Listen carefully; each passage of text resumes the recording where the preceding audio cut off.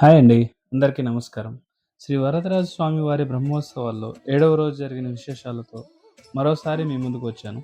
ఈరోజు సాయంత్రం జరిగిన గుర్రపు వాహన సేవలు మరియు ఆ రోజు రాత్రి జరిగిన సాంస్కృతిక కార్యక్రమాలు, పారువేట కార్యక్రమాలు ఎంతో భక్తి శ్రద్ధలతో వైభవంగా నిర్వహించారు. మొదటి రోజు నుండి ప్రతిరోజు జరిగిన ముఖ్యమైన కార్యక్రమాలను మా ఛానల్ ద్వారా మీకు అందిస్తున్నాను. మీరు ఇంకా ఆ వీడియోలు చూడకపోతే ఈ వీడియో పూర్తయ్యాక తప్పకుండా వెళ్ళి చూడండి. మరి ఇంకా ఆలస్యం ఎందుకు, పదండి ఈ రోజు జరిగిన అశ్వవాహన సేవల విశేషాలను కలిసి చూద్దాం.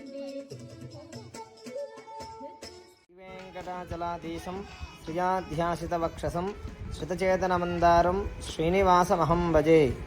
మన వాసిరి గ్రామంలో వేంచేసి ఉన్నటువంటి శ్రీ శ్రీదేవుదేవి సమేత శ్రీ వరదరాజస్వామి వారి వార్షిక బ్రహ్మోత్సవాలలో భాగంగా ఈరోజు స్వామివారు అశ్వవాహనంపై స్వామివారు తిరుమాడ వీధుల్లో విహరిస్తూ వస్తారు. అట్లాగే మన గ్రామంలోకి వేయించేస్తున్నటువంటి ఈ వరదరాజస్వామి వారిని ఇక్కడ ఆంజనేయ స్వామి వారి మండపం వద్ద మనం ఆ రోజు పారవేట ఉత్సవం చేసుకుంటున్నాం. ఈ పారవేట ఉత్సవం అంటే స్వామివారు క్షత్రియ రూపం ధరించి ఆయన అక్కడికి వచ్చేటువంటి అక్కడ పారవేట ఉత్సవంలో భాగంగా మనం ఒక గొర్రెపిల్లను తీసుకొని దానికి 4 వైపులా బాణాలు వేస్తాం. 8 వైపులా బాణాలు వేస్తాం. 4 వైపులు కానీ 8 వైపులు కానీ ఈ బాణాలతో వేసి ఆ గొర్రెపిల్లని దెబ్బ తగలకుండా కొడతామన్నమాట. అసలు దాని అర్థం ఏమిటంటే స్వామి భక్తత్రాణ పరాయణుడు.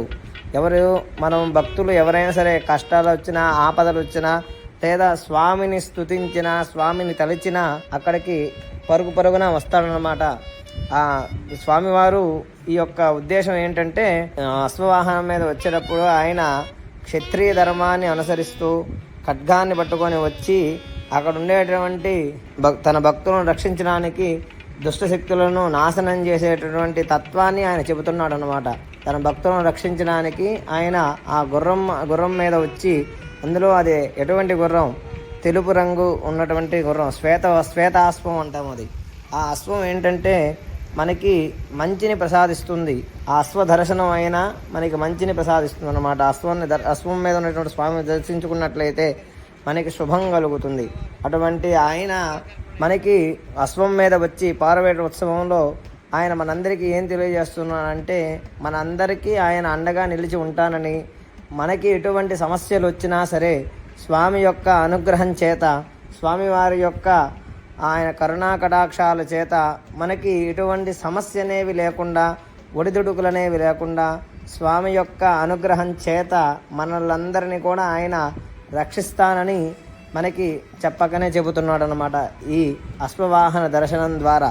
అందులోనూ మన గ్రామంలో ఉండేటువంటి సాంప్రదాయం ఎంతో గొప్పదైనటువంటిది.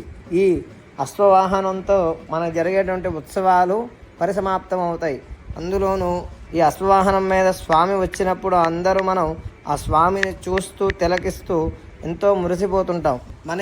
మన గ్రామంలో ఆ అశ్వవాహనం మీద ఆ మండపం దగ్గరికి వచ్చిన తర్వాత స్వామివారిని అక్కడ వేయించేపు చేసుకొని ఆ స్థలం మొత్తం కూడా శుద్ధి చేసి మనం మొత్తం కూడా విశ్వక్సేనారాధన పుణ్యాహవచన చేసి ఆ స్థలం అంతా శుద్ధి చేసిన తర్వాత స్వామివారిని తాకిచ్చినటువంటి ఆ బాణాన్ని, ఆ స్వామివారి యొక్క ధనస్సును వాటిని తీసుకొని మనం అక్కడ ఆ పారువేట ఉత్సవం చేస్తామన్నమాట. ఈ పారువేట ఉత్సవం మనకి ఎంతో ఆనందాన్ని ఆహ్లాదాన్ని ఇస్తుంది. అందులో మనం చేసేటటువంటి ప్రక్రియ ఎట్లాంటిదంటే ఎవరికి ఇబ్బంది కలిగేటువంటి ప్రక్రియ కాదు, ఎటువంటి ఇబ్బంది కలిగించేటువంటి ప్రక్రియ అంతకన్నా కాదు.